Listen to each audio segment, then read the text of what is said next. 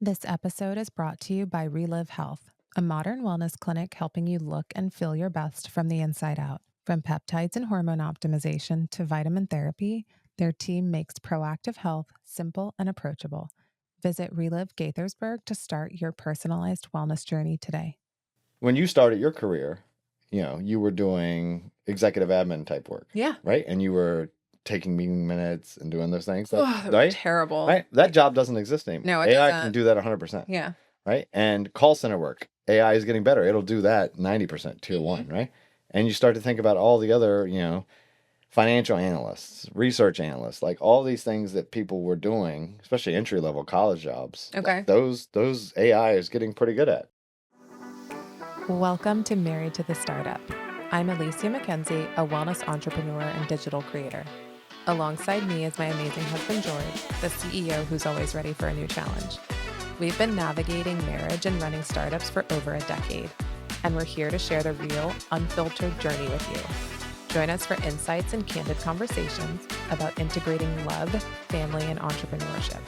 This is Married to the Startup, where every day is a new adventure. Welcome to episode 55 of Married to the Startup. I'm your host, Alicia McKenzie. I am the co-host, Fitzgerald Grant, the third McKenzie. Fitzgerald. No. Hi, baby. Jorge. He's so sweet. Give me my baby. I miss him. He's back. I miss him. You do not. It's the week before Christmas. It is Christmas shopping abundance. This is why we travel for Christmas, so I don't have to do this shit. I'm almost done with the boys.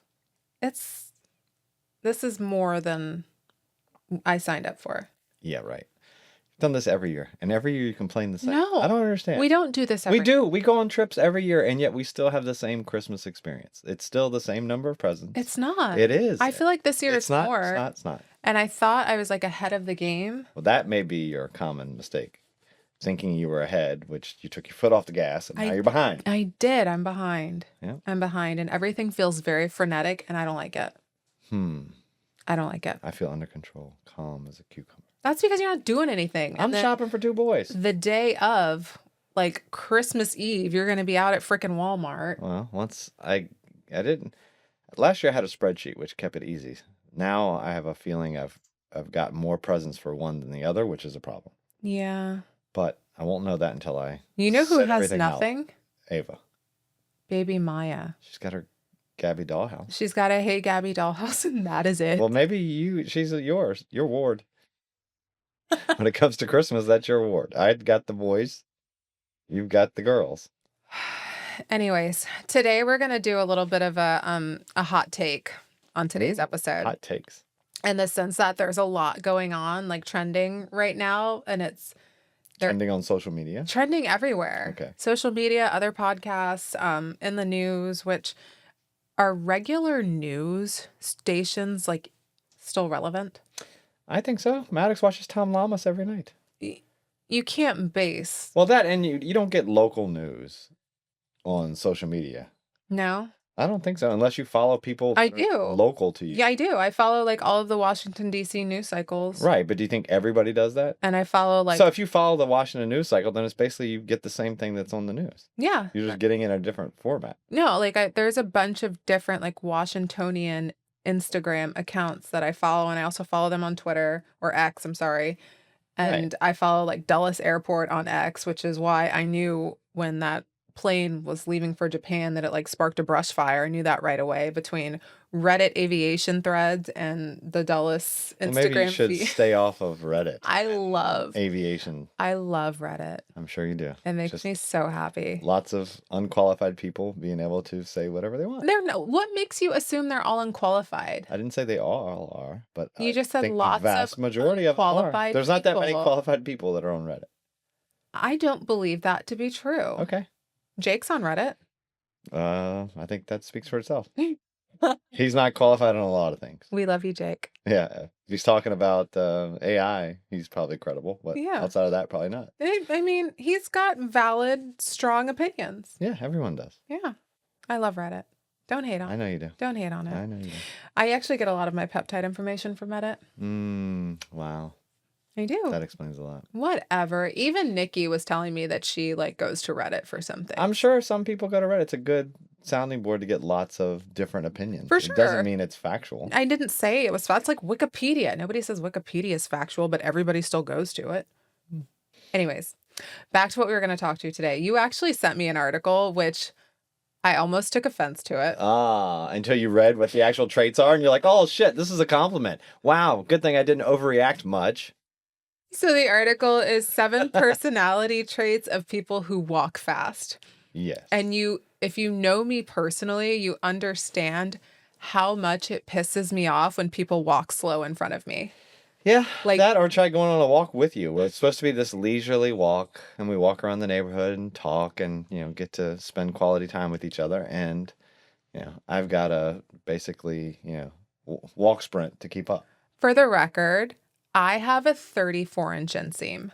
Okay. You have... A 30-inch inseam. I feel like that's being generous. That's not true. You're ridiculous. Yeah. So my And legs I like a leisurely walk. are naturally longer than yours, Right, but which you is walk at why a fast our sons are tall. You're welcome. Take a nice stroll around the neighborhood. I consider my walk to be a moderate pace, and moderate means slow. Yeah, well, you can consider it. It doesn't mean it's right. You know who is able to match my walk pace easily? Who?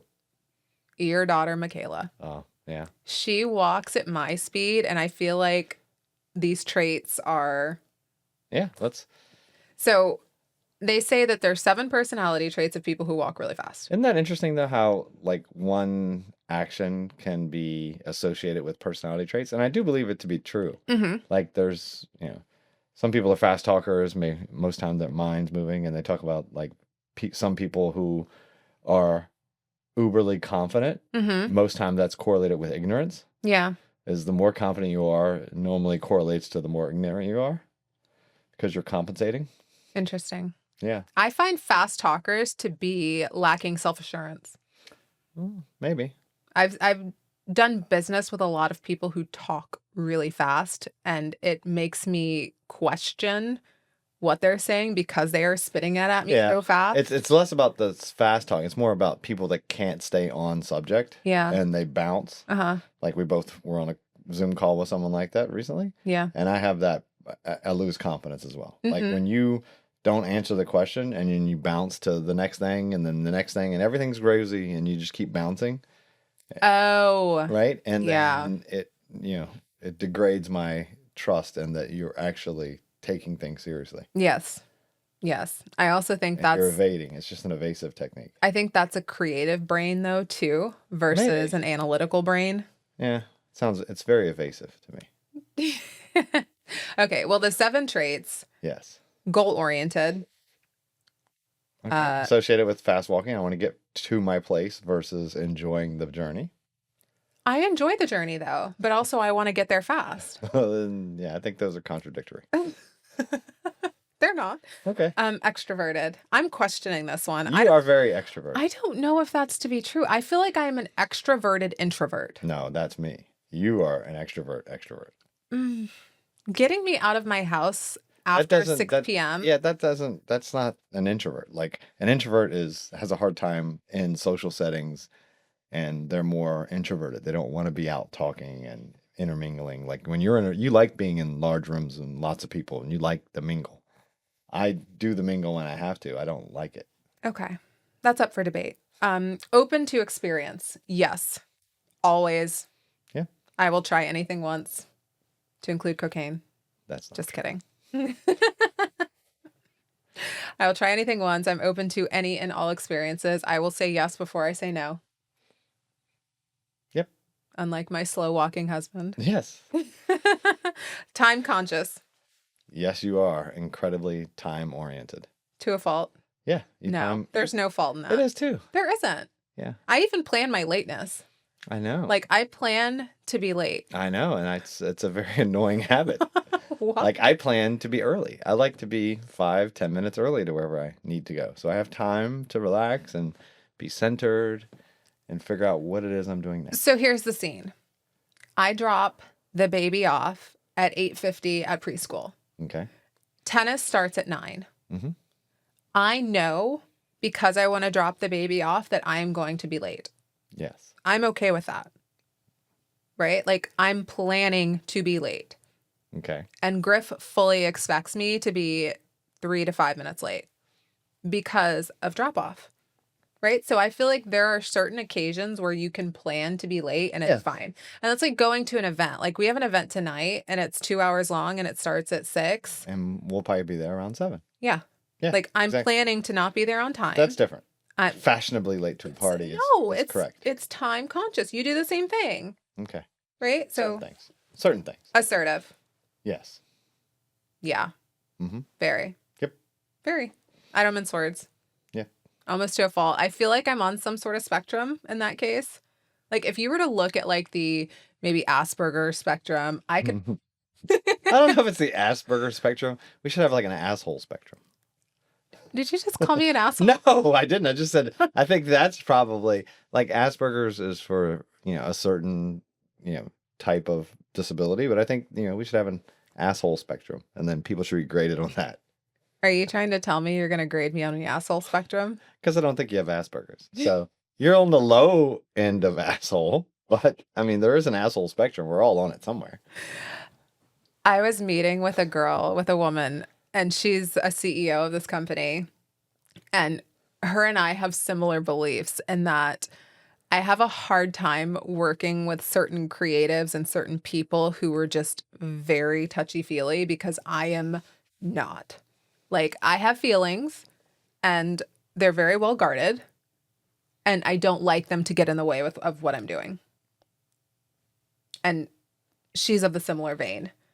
So it's that ability to cry on command.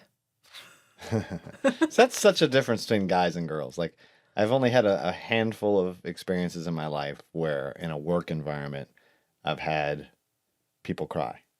And I've only had one guy cry Really? in my whole work experience. Okay, why? Can you elaborate and maybe No. no? I can I mean, it was a very stressful time. Okay. And something he was responsible for was falling apart. Okay. And he didn't and couldn't figure it out. Okay. And it was more emotional driven issue. Yeah. It was an issue with the business or what we were doing. Okay. And for women in my life that I've had work with, I've had several crying incidents, and most of which are around criticism. When you're trying to correct or to kind of outlay your expectation and how that expectation wasn't met. Yeah. Tears are normally like the following. Okay. Which that I cannot stand. No. I've most of the time, I think 2 of the 3 times I've had that experience, I just sent them home. Yes. Weaponized crying, I do not like. Yes, I cannot handle it. There are some occasions where shit happens and it just bubbles out of your eyeballs, but that is very few and far between. Yep. Right? I feel like as an adult, you need to learn how to regulate your emotions. And also, if somebody cries and makes you uncomfortable, we need to figure out why the fuck you're uncomfortable with them crying. Yeah. Right? So I feel like there's 2 sides of the coin there. Yeah, and I'm all for like experiencing the feelings you have in the moment you have them. Yes. You to be in touch with who you are, but Sure. It doesn't mean you need to like portray it outwardly. There's a time and place. Yeah. There's you can reflect after the meeting and sit with your feelings. Yes. So backing up, the 7 traits being goal-oriented, being conscientious, extroverted, open to experience, time conscious, assertive, and health conscious. Yeah. I feel like I am extremely health conscious. Correct. And I love how when I sent that article to you, your immediate reaction was negative, and then It wasn't negative. I gave you a 1-word reaction. Yeah, which was negative. It was like, really? Yeah, exactly. And you that's how I read it too. Really? You could envision me saying, Oh, 100%. Right? Not like, really? Really? This is interesting. Really? Great job. No, it was, really? No, because you make fun of my fast walking all the time. Right. I thought it was an interesting, like, little, put some air in your tires. That was pretty good. Right. So how do you think these traits show up in founders? You're not a fast walker, but you are a founder. Right. Yeah. I think I have some of I wouldn't say all those traits are exclusive to fast walkers, No. right? So I think you need a balance of everything. Do you? Yeah. As just like in a balance of a marriage, you need someone who's willing to take risks, right? And be able to say yes to everything first. And you need to be able to balance that with someone who's going to weigh the risks, to understand the ramifications of the choice, and then be able to go in and have a 360 view of the decision and then say yes. Mm-hmm. You and I are opposite in a lot of things, Right. right? Like you walk slow, I walk fast. Correct. You're risk adverse, I'm risky. You're Ebony, I'm Ivory. Yes, I was dear. going with the song. Yes, Because, dear. yeah, it goes back and forth with all the Does it? different things. Yeah. I actually can't pull that song right now. Oh, okay. Because what generation are you? I'm Gen X, as we've covered in great detail. My The current greatest the greatest generation of all time. My current husband is a Gen X. Will you stop with that? Your current puppy's gonna get it. Oh, I forgot he was over there. Hi, baby boy. Okay. Okay, so do you I think it works with parenting too. Like if we both said yes to everything, then yeah, I think our kids would have a hard time regulating what they want versus what they need. I feel like our girls are right though. You are easier on the boys than you were on them I don't think when it so. comes to like dating and things yeah. that they can do. No, don't say Because the boys don't even date yet. They're not even close. Like, why would I worry about it now? your 8-year-old went on a date to the He movie. went to the movies with me and my friend and his daughter. Would you let Michaela go With to the you, movies? with you and one of your friends, girlfriends, And her son? Sure. If the four of you sat beside each other in the movie theater, yeah, go for it. But I don't want to do that. Exactly. So it's a, as in the Friends episode, it's a moo point. It's a cow's opinion. It's moo. You lost me. You haven't seen it. I haven't. Okay. Anywho, I'm not easier on the boys. You are easier on the boys. You're I don't think 100% so. easier on the boys. And then how come every time, then I get the complaints about how I'm too hard on the boys when it comes to sports and that's too negative. different. So, Anyways, okay, we're not getting into this. yep. Moving on, because when speed isn't enough. Because what? When speed isn't enough. Wind speed? When speed isn't enough. Okay. iRobot. Ah, yes. Well, no, I think speed was their problem. So what products do iRobot have? They have a lot of products. I think the commercially. Have we used? Yes, we used to have an iRobot. What did we have? We had the vacuum. What was it called? I can't pull the name. It's iRobot. It was the What's iRobot. that little circle? The Roomba. Yeah, The Roomba. Roomba. Yeah. Okay. We had a Roomba. Remember, we got rid of it because Grace hated it. No. She was petrified. Why did we really get rid of it? What happened? That was horrifying. I don't remember what happened. The iRobot went through shit Oh, did it? and then drug poop particles I don't remember that. all over our floor. Of course you don't. Grace was petrified of that thing. The dog was petrified of it. It spread fecal matter all over our house, Okay, and we got rid of it. right. But Right. anyway, so they were first to market with that, autonomous robotic vacuum cleaner, and then they followed that up with the autonomous robotic floor washer. Yes.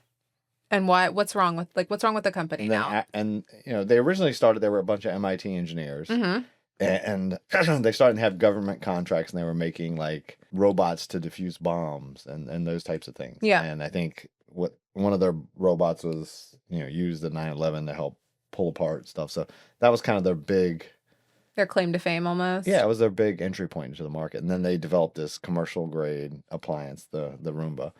And, I don't know the entire history, but I think they also decided to start to sunset some of the government contracting and focus on the commercial sector, because obviously the commercial sector is bigger, Yeah. More and upside, obviously. yeah. And I think at their peak, they were doing like, 1.4 billion in sales or something. It was ridiculous. Mm-hmm. And I think they fell victim to what a lot of companies fall victim to, is you have a lot of success Mm-hmm. and maybe you become a little too risk adverse Yeah. and you stop innovating, you stop spending money in R&D, and you And if you do those things, you don't have new products, you don't have new things to go after the marketplace and the customers with. It's hard to maintain market dominance, which is what a testament to Apple and how they've been able to do it with the smartphone. But you always have these other people that enter the market that compete with your technology and be able to do it at a lower cost because it's easy for them. They have a laser target. Like, I am going to develop autonomous robotic vacuum cleaner, and I've got to look at the benchmarks from Roomba, and I got to beat those and be cheaper. Yeah. Pretty easy, right? Because I want to capture their market. I want to go after their market. That's what I'm trying to get. Yeah. So the easiest way to do that is to have feature parity, maybe a feature or two they don't have, and be cheaper. And that's what happened. There was lots of companies that came out. A lot of Chinese companies came out to be able to make a very similar robot that performed similarly at a cheaper price. Yeah. So they were able to capture market share. And I think, probably, I don't know for certain, right? But the CEO of iRobot probably thought that, hey, I've got brand recognition. Yes. I've got great product placement. I'm in Bed Bath & Beyond at the time. I'm in Walmart. I'm in these big, brick and mortar institutions. Yeah. And I have brand recognition that I'll continue to capture the marketplace.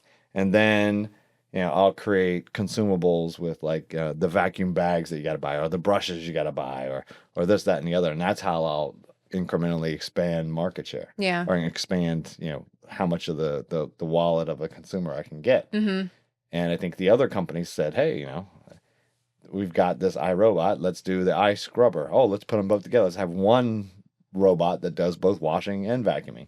Let's do another robot that does, I don't know, pick your poison. Yeah. And they kept expanding. And then now you have someone who was a market leader that kind of sat back in this cash cow phase and didn't innovate. And I think that's also a risk you run when you're first to market. yeah, right. You're first it's to easy for market. everyone to It's look at you and emulate. yeah, but then you also put a lot of weight into consumer loyalty. Consumers don't care. Yeah, They brand loyalist. I think people my generation and maybe older used to be, but I think the newer generations do not. Yeah, they Like, brand loyalty is not as big a thing. for sure. If I have 2 lipsticks, I have 20. Right. All different brands. Tell me about it. And I think it's your generation and the latter generations, it's whatever they got sold last. Yes. Yes. Right? It's not, that's why I'm still astonished at how Apple's been able to hold on to it. I think it's got to be something with the App Store and the ecosystem that they built. Or is it just the product itself, right? We've tried But they haven't innovated. No, but they nailed it the first time. I know, with but the you iPhone. get some of these, like, flip the tablet phone. Like, there's a lot of innovation that's coming out. So we'll see at these newer generations that are, especially, the price of an iPhone is so expensive that maybe some of these people are going to be less brand loyal because they have to get out of it. And you think about it, like, we're snobs, right? And we're brand loyal. It's like, you're green.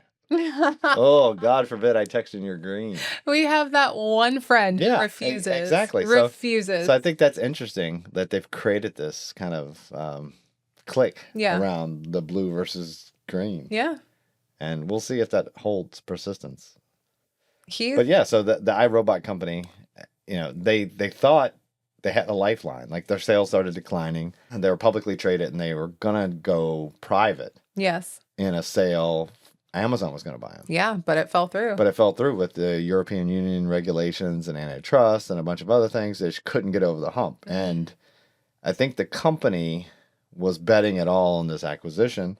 They took on $200 million in debt, and they were doing all these things to try to get through the acquisition. And then when that fell through, they were left with this mountain of debt and trying to find a way out. Yeah. And couldn't find an alternative buyer.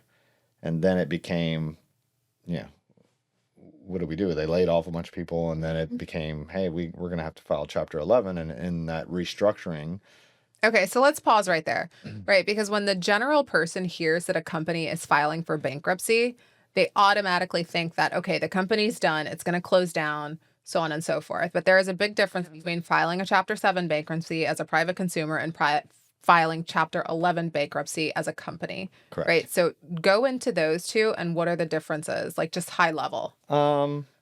Yeah, I mean, Chapter 11 is something that a lot of companies have gone through. Look at that, our current president has done it a lot of times and used it as a bargaining chip, as a way to renegotiate your debts. Yeah. So it's a way to go in. Chapter 11 kind of freezes your assets, but you get an opportunity. It's not like you're wiped clean. Like a Chapter 7 as a person, you go, it's almost a mea culpa, like, hey, I can't pay my debts. Yeah. And then most of your debts, there's a few that would not survive. Right. Like medical debt, There's a student couple loan that debt. persist past Chapter 7, but you would file bankruptcy and then you're kind of forgiven of all your debt. Yeah. And in payment for that, you kind of have 7 years where you cannot get debt. Yes. Right. So debt is almost impossible for you to get because of your default. Yeah. Nobody trusts you. Right. And if you are to get debt, it's at those predatory loan rates. For sure. Like 30% interest rate Yeah, on probably like more, a yeah. $5,000 Exactly, loan or yeah. something. Yeah. Yeah. And then the Chapter 11, it's really, hey, I want to pay my debts. The current leverage position is not in my favor. I can't make it work. I don't want to default on these debts. We want to restructure these debts and realign. And then, if you're last on the debt stack, maybe you have some risk, but the people that are prominent on the debt stack are going to get paid back or have the opportunity to renegotiate to continue to get paid. Yeah. Unless the recourse of your loan is, hey, I take physical assets that were backing this loan. Mm-hmm. So as part of that restructuring, they're trying to renegotiate debt, but this Chinese company is going to buy them. Okay.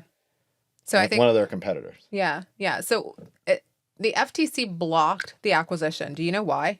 No. Okay. I wasn't sure if you read that. Right. No. They blocked the Amazon merger. Well, the FTC did, or Yeah. the the European Union? The FTC blocked it. Yeah. Yeah. I don't know why. Okay. Well, that's interesting. But I think it's the dangers of being a company first to market with only one real product, not innovating anymore, and then banking on the fact that this merger is going to happen and it doesn't. Yeah. I think that there's a lot of variables there to unpack, like the banking on the merger. And I can tell you have gone through this several times, and any founder that's gone through an acquisition, that due diligence process from start, like, hey, we're going to talk about acquisition to closing, can be, I'll say on average, for me, mine were 4 months. Okay. On average. That seems fast. Well, maybe. I mean, due diligence is normally like, 60 days, 90 days maybe? Yeah. And, well, I think 6 months was the first one because we had CFIUS and we had some other stuff to deal with. But, and yeah, maybe it's longer with the start of the conversation, but I'm saying from the day you get your term sheet Yes. to the day you close, it's about 4 3 months. months or 4 months. Yeah. Right? And in that time, it's obviously due diligence and they're trying to make the best decision they can for purchasing. But at the same time, it's like a blank check for the acquirer. Yeah. They're getting to observe operations in granular detail, and they're grading you out on your forecast for that quarter. Mm-hmm. Right? Like, hey, when we started this and I gave you this term sheet, this is what you said the next 3 months are going to be, and I get an open peek into how accurate you are. Yeah. And, so here's to hoping you can do what you say you're going to do. Right. And it's a stressful time for founders because, one, you're answering the myriad of questions that they have for you. Yes. The interviews, the forecasting, the deep dive into every penny and the quality of earnings and all these things. Like they're combing through everything. And you still have to run your business. Yes. And you can't tell your customers about it. And you can't tell your employees about it. So you're kind of doing 3 jobs all at once. And you got to hit your numbers. Yes. So I can see, like, during that, it's very hard to maintain clarity and to say, all right, what if this doesn't work? Yeah. Because you're so vested in it, right? So you may make decisions that are impactful in the short run that help you hit the number. Yeah. So that you look good, but long term could have a problem. For sure. So I think the acquisition part was one. And then the innovation thing, it's hard when you have a successful product, right? You what do I do next? Yeah. And, do I continue to, and especially as a publicly traded company, right? I got to maintain profitability. I got to continue to, show revenue growth. I got to show profitability growth. And then, sure, some companies get rewarded for massive R&D investments because, you could write it off or you get tax advantaged and you find ways in which it doesn't impact your EBITDA. Mm-hmm. But it's a hard one. So what's the future of the company? It's going to be devolved into a Chinese company. So it'll be iRobot will be one of the product arms that this company sells. All right. or they'll take all the IP and just incorporate it in the other product that they already have. So that's all she wrote for iRobot. Maybe. I think the name will probably stay because it has some brand awareness. Of course. But being an American-owned company by a couple MIT engineers, those days are gone. Yeah. Well, I guess it's time to get a shark. Yes. Or I think Sony has one now. Samsung has, like, everyone has one. See, that's what I mean. There's nothing novel anymore. Yeah, it was cutting edge at the time. Yeah. I think it'll be interesting, but it's a good lesson for founders and, how do I, avoid that trap? Mm-hmm. How do I continue to innovate? How You do I sell when stay you're on relevant? top.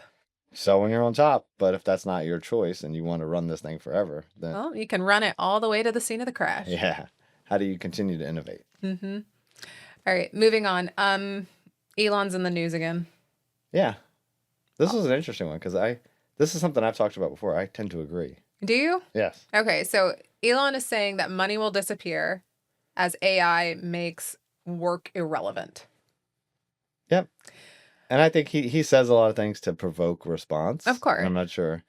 But, I've talked about this kind of dystopian world that could come of it, right? So making traditional work obsolete. Yeah. Right? That's what he's saying is going to happen. Right. But what do you consider traditional work? Like your admin assistant? Yeah. You think about it now, like, when you started your career, you were doing executive admin type work. Yeah. Right? And you were taking meeting minutes and doing those things. Right? Terrible. Right? That job doesn't exist anymore. No, it AI doesn't. can do that 100%. Yeah.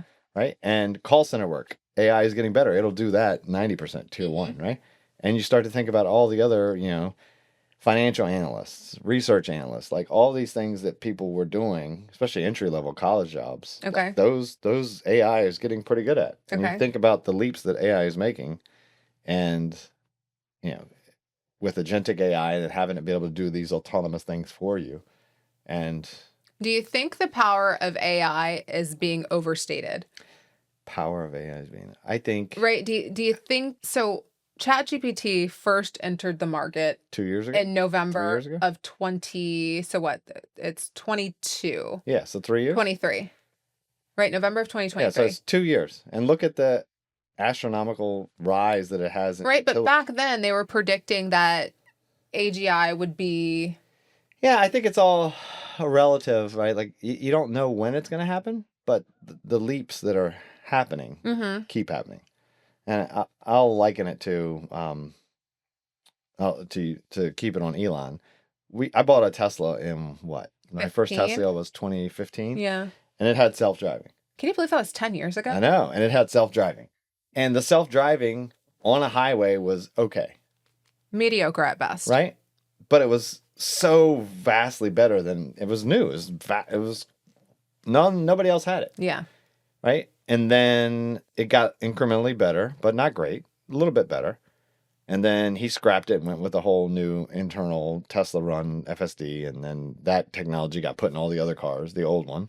So everyone had some level of full self-driving. And then, the Tesla got better and it kept getting better, incrementally better, incrementally better. Oh, I could run on side roads that were lined. Mm-hmm. And then it got pretty good at that. And it wasn't great, but it could do okay. And then it's, hey, we can recognize stop signs and red lights and we'll stop for you. And we'll ding you when it goes green, right? Like that was cool. It got better. Yeah. It's getting a little bit better, but every now and again you get that, oh shit, mom, you got to grab the wheel because it did something fucking crazy. Yeah. And I think that it kept going and kept going and kept going. And then I would say this year, it drives great. Does it? Like I will put navigation in, like where I'm going.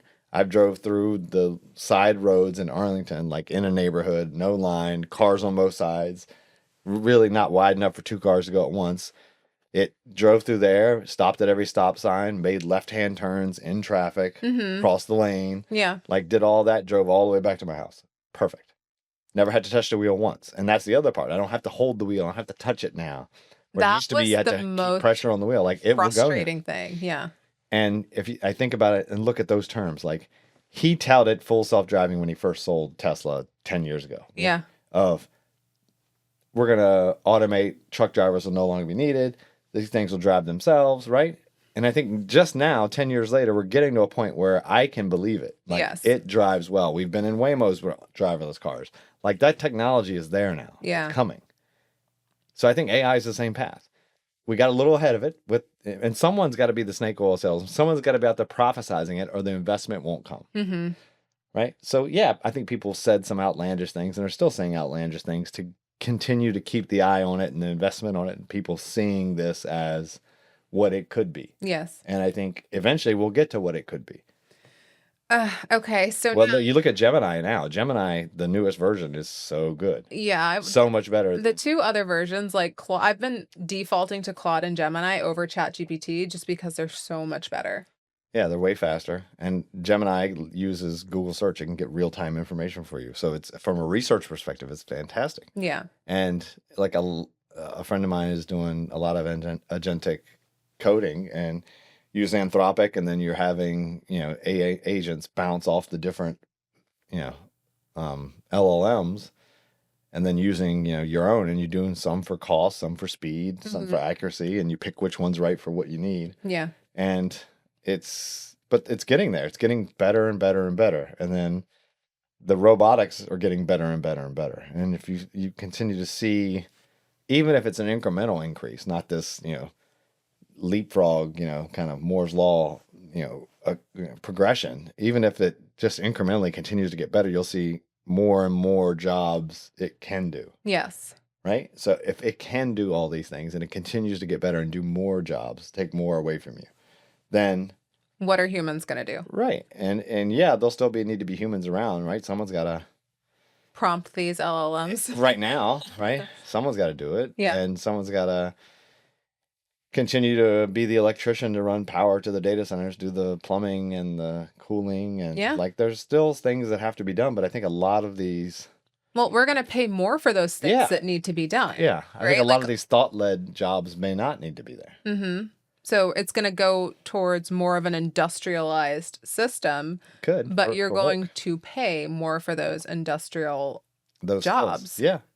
Right? Like we were talking to our contractor who's saying that because of the shortage of framers, you used to be able to get a framer for $20 an hour. Mm-hmm. Now it's $27 to $30 an hour. And if you don't pay that, they're going to go somewhere else and frame somebody else's house. Yeah, because they can get the work. Because they can get the payment. Yeah. So if you think like that continues, but AI continuing to take jobs, and then it becomes, you have this mass amount of people that have their needs met, and the cost of goods go down because you can have AI do these things faster, more efficient. Your labor costs go down, and could there be a Wall-E future where you don't have to work and everyone's and just the problem in control? And I do see that happening. Right? If you look at Wall-E, everybody was fat and miserable. Right. Right? So when you get to a world where AI is doing everything for you, humans need a purpose. I agreed. So what is that purpose? Right? It can't just be art, science. Maybe it's art. I don't know. Right? Like there has this isn't a question of like whether or not. Yeah, we need conflict. We need purpose. We need something to believe in. Right? Yeah. You have to drive. Why do I get up every day? You have to have something. You have to have that. Yeah. So it'll be interesting, and I'm sure there's other people who say, "Oh, AI, it's just like cars, right?" And it doomed the horse and buggy system, and it was gonna modify the entire world. Same with the Industrial Revolution. But things changed, new jobs were born, blah, blah, blah, blah, blah. I think this is different. Yeah. Like, I do think there'll be some new jobs born, but I don't think the jobs it can replace, there'll be enough jobs created for the ones that it can replace. No. So I guess that means getting more into hobbies and creating those environments where humans can get together and have a shared purpose. I agree. I think it's hard, I think the last 50 years or so, humans have gotten, I think in the US, right, less happy. Yes. And why is that? Because everyone's more focused on money and work and individualism and things that don't actually make you happy. Mm-hmm.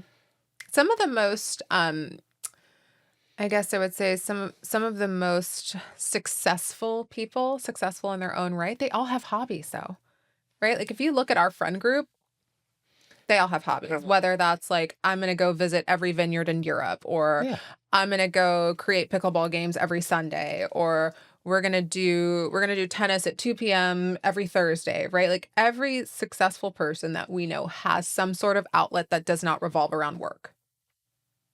And I think they're all genuinely happy because their needs are taken care of. Right. But do you think that group is representative of the vast amount of Americans? No, but I think Exactly. we could go towards that, right? Right. I think if they're if you had an AI algorithm and you had credits and it was doing work for you, so you didn't need to work, then if you had hobbies or you had interests or you had things that drove you, yeah. passions, then yeah.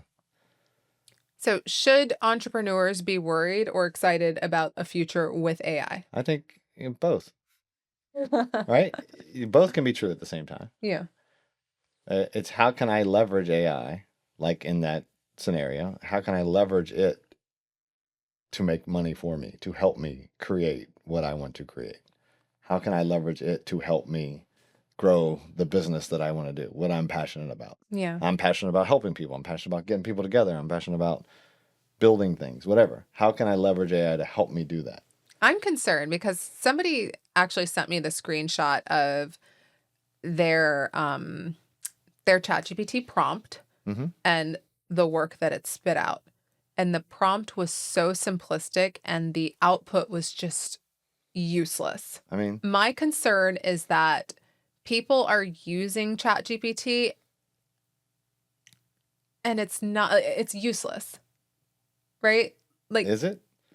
yes, because the output that they got, like, it had to be completely reworked versus Is it a function of of ChatGPT or the stupid prompt that they put into it? it's the prompting, Right. right? And exactly. I think if I asked a Harvard educated, someone with a, Wharton business degree, and I asked them an incredibly stupid business question with incorrect facts, their answer would probably be shitty too. yes. So you can't say, "Oh, the AI, it's useless." No, the answer was what you gave. You question you gave it. I think my concern is that people are using it in that way. Well, I think, yeah. I mean, if you look So at how do you how much social educate? media do you think is AI generated? Oh my God, I would say like 80% of it now. Right. If you And look it's at, terrible. you got Sora that can create amazing videos that you can just, and then you have AI agents, which, okay, I'm going to have it scour the internet, look for trending words. Then I say, okay, take that trending word, create a story narrative to ChatGPT. ChatGPT gives me some sort of stupid story narrative.